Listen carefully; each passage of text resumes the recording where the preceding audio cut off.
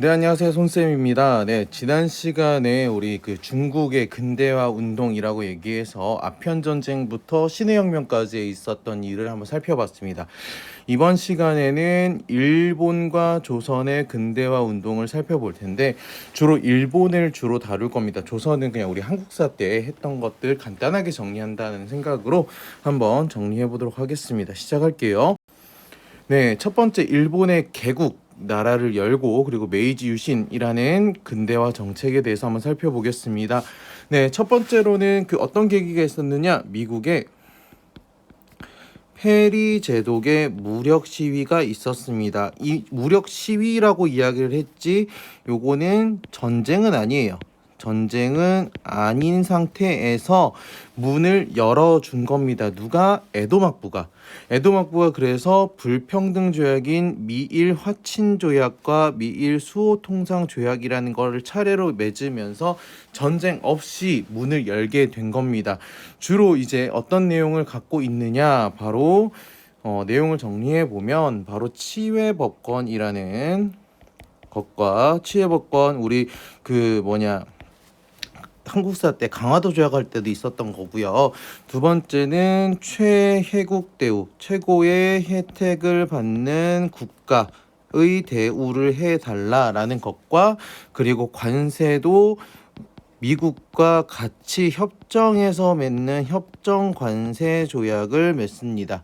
그리고 플러스로 당연히 항구를 여는 거겠지요. 네, 그러면서 이제 여러 불평등한 조약을 맺게 되니 이거를 바라보는 이제 하급 무사들이 에도 막부를 믿지 못하겠다라고 하는 운동이 벌어집니다. 그래서 하급 무사 중심의 외세 배격 운동이 벌어지게 됩니다. 그게 바로 존양 왕위 운동으로 발전하게 되고요. 그리고 막부를 폐지하고 왕정이 다시 돌아오게 되는 것이 바로 1868년이 되겠습니다. 사료를 보면 알겠지만 여기 보면 뭐 시모다, 하코다테, 그리고 추가로 요코하마, 나가사키, 니가타, 효고 이런 것들을 개항한다라고 이야기를 합니다. 그래서 개항을 통해서 이제 미국의 문물, 서양의 문물을 이렇게 받아들이게 됐다라고 이해하시면 되겠습니다. 자, 그러면 그 왕정이 복고된 다음에 정부는 무엇을 했느냐? 그게 바로 일련의 개혁 과정인 메이지 유신이 되겠습니다. 기본적으로 다이묘가 원래 차지하고 있던 번을 폐지하고, 그리고 현을 두어서 중앙 집권 체제를 만든다라는 목표를 갖고 실시를 하게 되고요. 경제적으로는 뭐 근대적 세금 제도를 가지고 오게 되고, 뭐 철도, 은행, 상공업 같은 것들을 육성을 합니다. 사회적으로 가장 중요한 건 바로 이때 신분제가 공식적으로 폐지가 됩니다. 다이묘들이 이제 그 무사들과 농민들 병농 분리 정책을 했던 것들을 빼고 신분제를 폐지해서 누구나 다 군사가 될 수 있는 징병제를 실시하게 됨으로써 근대화를 이루어가게 되고요. 그리고 그 서양식 교육제도는 의무교육, 그러면서 유학생과 사절단을 해외로 파견하는데 그 파견한 사절단 이름을 바로 이와쿠라 사절단이라고 이야기를 합니다. 여기 이와쿠라 사절단이 간 길이 보이시죠? 여기 보면은 71년부터 73년까지 요코하마를 이렇게 돌아갔다 온 것들 볼 수 있습니다. 그러면서 이제 근대화 정책을 나름대로 펼쳐 나간다라고 보시면 되겠고요.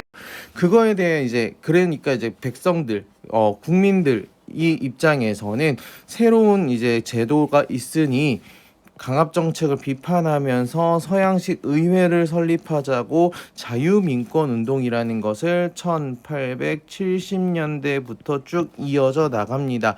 그러면서 서양식 의회 제도를 설립을 하자고 하니 정부에서도 그거에 대해서 받아들이게 되고, 물론 이제 자유민권 운동을 탄압하긴 했으나 일본 제국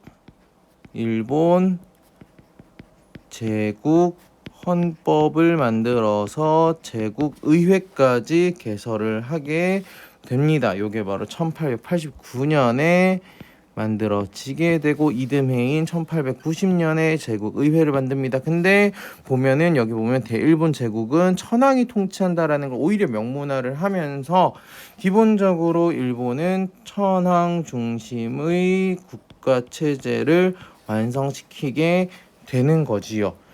무슨 말인지 이해하시겠죠? 그러면서 일본은 눈을 밖으로 돌리면서 대외 팽창 정책까지 이어져 나갑니다. 천황에 대한 충성과 배타적 민족주의 그리고 근대화 정책에 따른 불만을 해소하고 그렇기 때문에 해외 시장 필요 이 말 자체가 미국이나 다른 서양 열강들이 가지고 있었던 제국주의의 신념과 굉장히 동일한 모습을 보입니다. 기본적으로 그렇기 때문에 가장 옆에 있는 나라인 한국을 정벌하자라고 하는 정한론이 이때부터 대두가 됩니다. 1870년대에 들어가게 되고 자연스럽게 타이완을 침공하고 류큐, 오키나와를 합병을 합니다. 그게 바로 1879년이 되겠습니다. 그러면서 하나하나 시장을 넓혀간다. 류큐가 나중에 오키나와가 된다라고 보시면 되겠고 정한론을 바탕으로 조선과 불평등 조약, 강화도 조약을 체결하게 되는 거죠. 그러면서 이제 그 조선이라는 이 한반도를 둘러싸고 일본과 전쟁을 벌입니다. 청나라가. 그런데 여기서 일본이 승리를 하게 되지요. 그러면서 그 결과로 시모노세키 조약을 맺습니다. 시모노세키 조약을 맺습니다. 아직도 그 시모노세키에는 이 시모노세키 조약을 맺은 건물이 그대로 남아 있으면서 일본을 이 청일 전쟁을 기념하고 있습니다. 기본적으로 가지고 있었던 거 땅을 달라고 하는 거죠. 랴오등 반도와 타이완을 달라고 합니다. 그래서 여기 나와 있는 것처럼 랴오등 반도, 타이완. 그래서 가지고 가려고 하는데 이 랴오둥반도가 바로 요 지역이란 말이에요. 요 지역까지 가져가게 되면은 반대로 누가 반대를 하게 되냐? 이 러시아가 이렇게 내려오려고 하는데 이 내려오는 길목을 일본이 막게 되는 거니까 이거에 대한 반대를 하게 됩니다. 그래서 삼국 간섭이라는 거를 러시아, 프랑스, 독일이 같이 하게 되고요. 그러면서 울며 겨자 먹기로 랴오둥 반도를 반환하게 되고 이거에 대한 불만을 가지고 다시 10년 뒤에 러일 전쟁이 펼쳐지게 되는 겁니다.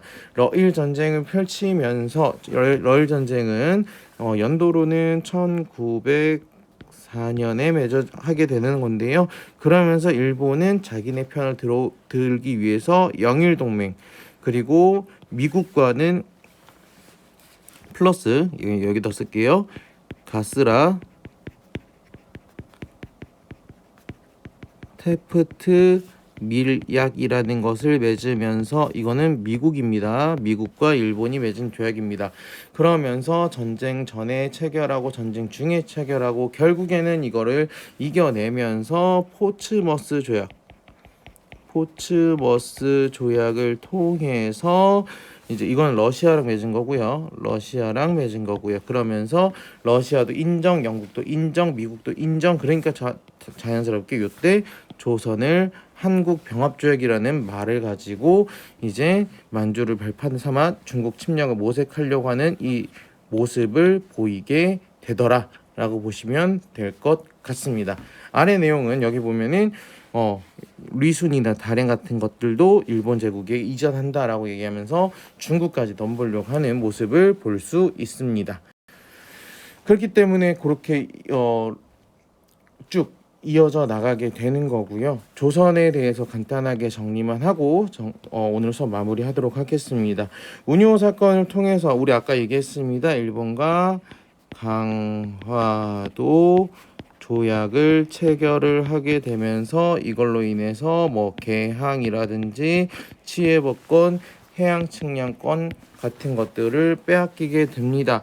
그러면서 이거에 대해서 이제 근대화를 하기 위해 급진개화파들이 갑신 정변을 일으키게 되고 청해 개입으로 3일 만에 끝나게 되고요. 그러면서 이 청일 전쟁의 반발하는 반봉건 반외세 기치를 내세운 동학 농민운동도 일어나게 됩니다. 하지만 이 동학 농민운동 또한 실패를 하게 되지요. 그래서 그 청일 전쟁 가운데 갑오개혁으로 이제 근대화를 이제 정부 중심으로 추진하려고 했으나 일본이 이기면서 이것도 일본식으로 바뀌게 되고 러시아 공사관으로 고종이 이전을 하는 아간파천이 일어나게 되고요. 다시 돌아와서 광무개혁을 하지만 일본에게 결국 국권을 뺏기게 되고요. 1910년에 그러면서 3.1운동까지 이어지는 독립운동을 지속적으로 이어나간다라고 간단하게 정리하시면 되겠습니다. 네, 오늘 내용 정리를 하면은 일본의 개항을 먼저 보도록 할게요. 일본을 중심으로 먼저 보면은 일본이 먼저 개항을 합니다. 누구한테? 미국한테. 근데 특징은 전쟁하지 않습니다. 왜냐하면은 일본 입장에서는 아편 전쟁을 옆에서 두 눈 크게 뜨고 보고 있었기 때문이죠. 그래서 이거에 대한 이제 막부에 대한 불만으로 왕정이 다시 복고 다시 돌아오게 되고요. 이걸로 인해서 메이지 유신이 벌어지게 되고 전체적인 근대화 과정을 통해서 뭐 패번치언이라든지 신분제, 뭐 정한론, 뭐 그다음에 의회 이런 것들이 제국 헌법 이런 것들이 만들어지게 된다. 그러면서 하나하나 이제 자기 땅 가져가는데 타이완, 뭐 류큐, 조선 이런 것들을 이제 식민지화해 간다라고 하는 일련의 흐름을 여러분들 정리하시면 될 것 같고요. 조선 같은 경우에는 여러분 알다시피 뭐 강화도 조약, 그 다음에 갑신정변, 그 다음에 동학농민운동과 갑오개혁, 그리고 아간파천과 대한제국의 광무개혁. 하지만 국권은 빼앗기고 이제 나중에 3.1 운동까지 이어져 가는 흐름. 요거는 한국사를 정리하는 식으로 정리하시면 될 것 같습니다. 네, 오늘 내용 여기까지 정리하고요. 다음 시간에는 이제 중국과 일본을 넘어서 인도의 민족운동을 살펴보도록 하겠습니다. 고생 많았습니다.